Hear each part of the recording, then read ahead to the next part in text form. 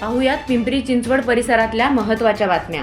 पिंपरी चिंचवड महापालिकेच्या निवडणुकीसाठी प्रभागनिहाय प्रारूप मतदार यादी 6 नोव्हेंबर ऐवजी 14 नोव्हेंबरला प्रसिद्ध केली जाणार आहे। राज्य निवडणूक आयोगाच्या वतीनं काल हा बदल जाहीर करण्यात आला। प्रारूप मतदार याद्या अधिक बिनचूक करण्यासाठी वेळापत्रक 9 दिवसांनी पुढे ढकलण्यात आल्याचं सांगण्यात येत आहे। 2 कोटींची लाच मागणाऱ्या फौजदार प्रमोद चिंतामणी यांना तडकाफडकी निलंबित करण्यात आलंय।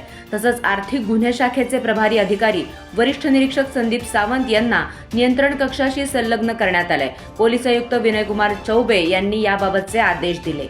गेल्या अनेक महिन्यांपासून उत्सुकता लागून राहिलेल्या राज्यातल्या स्थानिक स्वराज्य संस्थांच्या निवडणुकांचा बिगुल अखेर काल वाजला। राज्य निवडणूक आयोगानं राज्यातल्या 246 नगर परिषदा आणि 42 नगरपंचायतींसाठी निवडणुकीचा कार्यक्रम जाहीर केलाय। त्यानुसार 2 डिसेंबरला मतदान होऊन 3 डिसेंबरला मतमोजणी होणार आहे। दरम्यान राज्यभर निवडणूक आचारसंहिता लागू करण्यात आली आहे। पिंपरी चिंचवड आणि भोसरी विधानसभा मतदारसंघातील मतदार याद्यांमध्ये हजारो दुबार नावं असून त्वरित रद्द करावीत अशी मागणी राष्ट्रवादी काँग्रेसचे अजित पवार गटाचे माजी शहराध्यक्ष अजित गव्हाणे यांनी महापालिकेच्या निवडणूक विभागाकडे केली आहे। राज्य सरकारनं महात्मा फुले जन आरोग्य योजनेचा मोठ्या प्रमाणावर विस्तार केला आहे। या योजनेतील विविध प्रकारच्या 24 आजारांसाठी उपचारांना मान्यता देण्यात आली आहे। काही गंभीर आजारांसाठी शासनानं 10 लाख रुपयापर्यंतची मदत देण्याचा निर्णयही घेतलाय।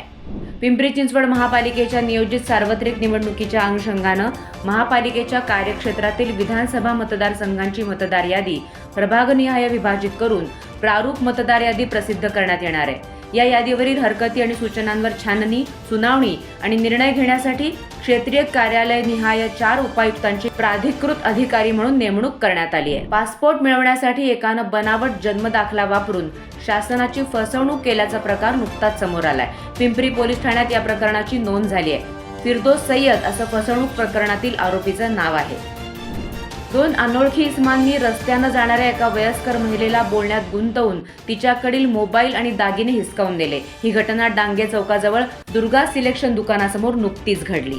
पिंपरी चिंचवड पोलीस दलातील पोलीस उपायुक्त बापू बांगर यांची अमरावती लाचलुचपत प्रतिबंधक विभागाच्या पोलीस अधीक्षकपदी बदली झाली आहे। त्यांच्या जागी अमरावती लाचलुचपत प्रतिबंधक विभागाचे पोलीस अधीक्षक मारुती जगताप यांची नियुक्ती झाली आहे। अखिल भारतीय मराठी नाट्य परिषदेच्या पिंपरी चिंचवड शाखेच्या वतीनं मराठी रंगभूमी दिनाचं औचित्य साधून शहरातल्या कलावंतांसाठी कलाकार कट्टा हा महत्त्वाकांक्षी आणि नवीन उपक्रम सुरू करण्यात येतोय।